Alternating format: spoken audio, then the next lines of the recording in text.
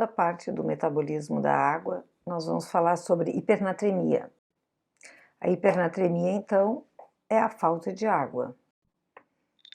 Lembrando, então, que o sódio é o grande íon do extracelular e ele, atraindo a água, determina, então, o volume desse fluido extracelular. Mas o que se mede no laboratório, a quantidade de sódio no soro, na verdade não reflete toda essa quantidade, mas sim a concentração do sódio dentro desse fluido. Então, sem avaliar no exame físico se o paciente está hipertenso, se o paciente está edemaciado, se ele tem alguma turgência jugular, a gente não tem como saber o status do volume do extracelular. Na hipernatremia, então, existe sempre uma falta de água, um déficit de água em relação a uma quantidade determinada de sódio. Dificilmente esse sódio está aumentado, o mais frequente é que a água é que esteja diminuída. Se lembrarmos que a osmolalidade é basicamente dobrar a concentração de sódio, nós vamos dar conta que a hipernatremia é um estado de hiperosmolalidade, onde existe sempre desidratação celular, então, porque falta água, algumas vezes ela pode ser iatrogênica, e lembrar que o tratamento inadequado traz uma morbidade maior do que a própria patologia. Quando é que ela ocorre? Basicamente quando não existe acesso à água. Aí no slide vocês veem exemplos, então, um paciente no respirador, ou um paciente comatoso, idoso, criança pequena sem acesso à água. Devemos lembrar que as manifestações clínicas dos distúrbios de osmolalidade são no sistema nervoso central.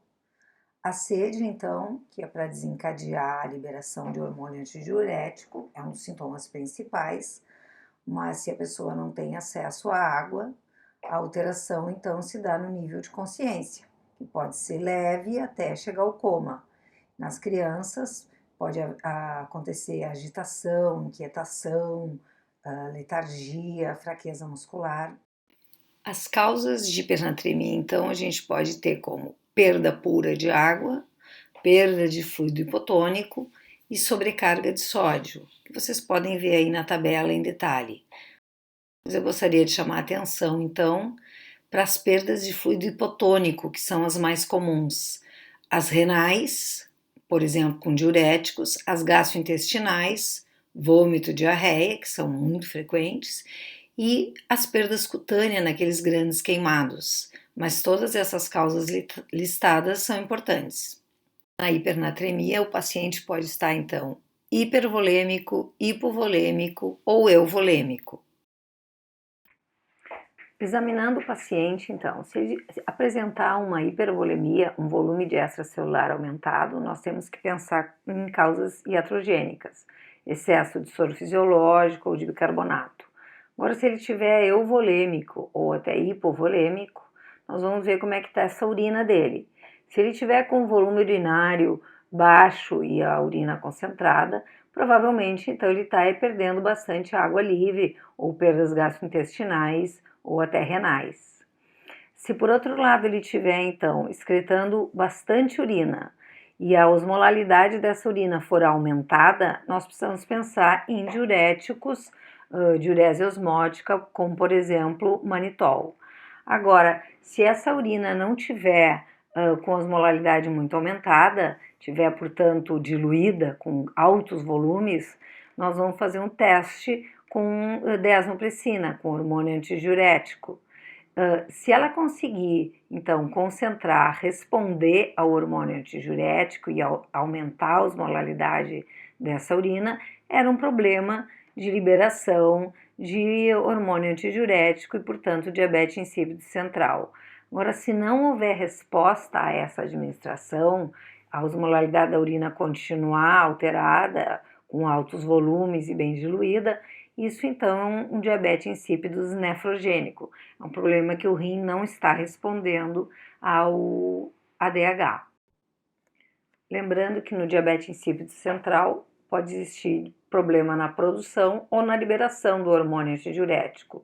E no nefrogênico, o que existe é uma insensibilidade renal, uma falta de resposta à ação desse hormônio. E clinicamente o que a gente vai encontrar é polidipsia e poliúria.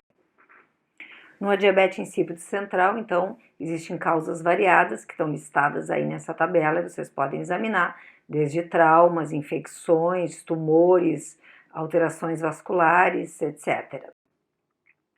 E já no diabetes insípido nefrogênico existe uma série de patologias renais, como por exemplo a doença policística, que é bastante comum, em que os pacientes se apresentam com poliúria, e várias que são intersticiais, que afetam a concentração intrarrenal e os pacientes são poliúricos.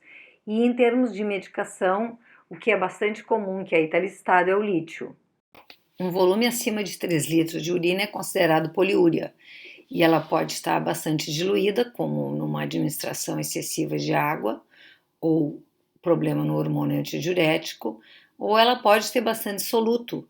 Isso acontece nas diureses osmóticas, por exemplo, o diabetes mellito, ou uma administração excessiva de soro fisiológico, em que a osmolaridade urinária, então, é acima de 300 miliosmóis.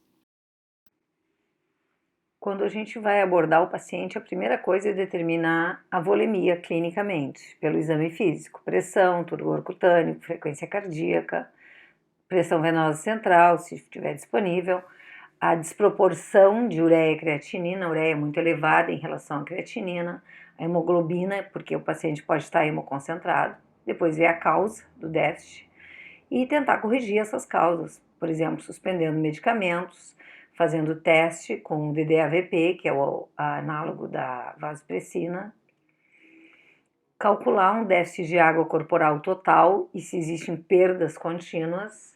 Se o paciente estiver muito hipovolêmico, muitas vezes a gente precisa dar sódio, apesar de ele estar hipernatrêmico, com soro fisiológico, porque a volemia sempre é mais importante.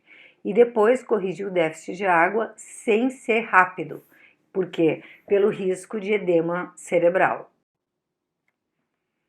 Se a causa da hipernatremia for perda de água e de sódio, o sódio do corpo vai estar diminuído. E dependendo da causa, se for renal ou extrarrenal, a osmolaridade, o sódio urinário podem estar normais ou alterados. E o tratamento, então, é repor uma solução isotônica que tem água e sal. Se a perda for predominantemente de água, o sódio do corpo vai estar normal. Isso pode acontecer também em perdas renais, como no diabetes insípido central ou nefrogênico, que se perde muita água, ou extrarrenal, pele, trato respiratório. A urina também pode estar com osmolaridade e com sódio variável, dependendo da causa, e o grande tratamento é a reposição da água perdida ou o soro glicosado a 5%. Na adição de sódio, então, o sódio corporal total vai estar aumentado.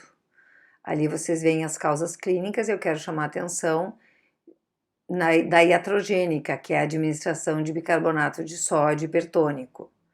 A osmolaridade urinária pode estar normal ou aumentada, e o tratamento, então, é a água associada ao uso de diuréticos para reduzir essa quantidade excessiva de sódio. Para tratar, então, o déficit de água, a gente precisa primeiro calculá-lo. Eu coloquei a fórmula aí para vocês e embaixo eu dei um exemplo numa mulher de 60 quilos.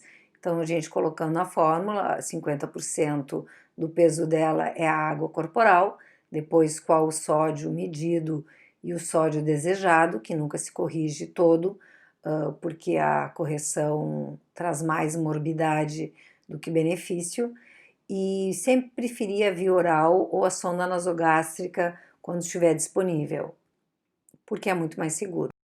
Lembrar que as manifestações clínicas dependem da velocidade de instalação e da idade do paciente, e que os sintomas são mais graves na hipernatremia aguda do que na crônica, porque o mecanismo de compensação cerebral ele não está ativado na hipernatremia aguda.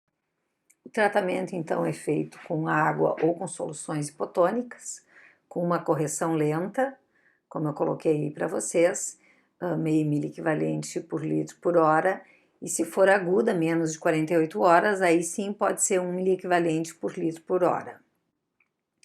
Aqui são as soluções parenterais mais comuns que eu deixo para finalizar a aula, porque porque são as que se encontram no hospital e que vocês precisam saber, a osmolalidade e o conteúdo de sódio quando lidarem tanto com hiper quanto com hiponatremia.